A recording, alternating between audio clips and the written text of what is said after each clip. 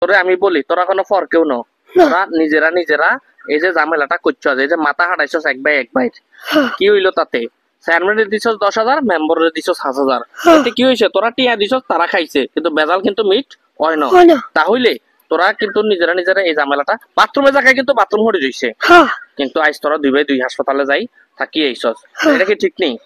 এই কাম কিন্তু করোনা যাইতো না, যেভাবে হোক এটা মীমাংসাটা আমি করে দিব, ঠিক আছে? একটা কথা কই, চেয়ারম্যানের দিছে 10,000, এরপরে মেম্বারের দিছে 5,000, আপনি 5,000 খাইলেন, আমার ব্যক্তি না আপনি খাইলেন, এটা কি সব কথা কিন্তু সব জায়গায় বলা যাবে না।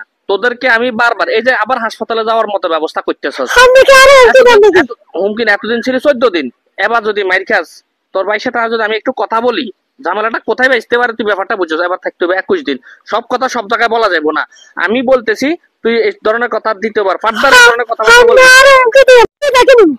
আপনি সব নাটক গুরু, আপনারা আমি দেখে নিব সব দেখে নিব না। আরে হাসপাতালে এটা না, এটা জানে তোর বাইরে দিছি, এটা হাতে কেন জানো? অন্ত আই নিজের রিক্সা উড়ে গেছে, আল্লাহ গো।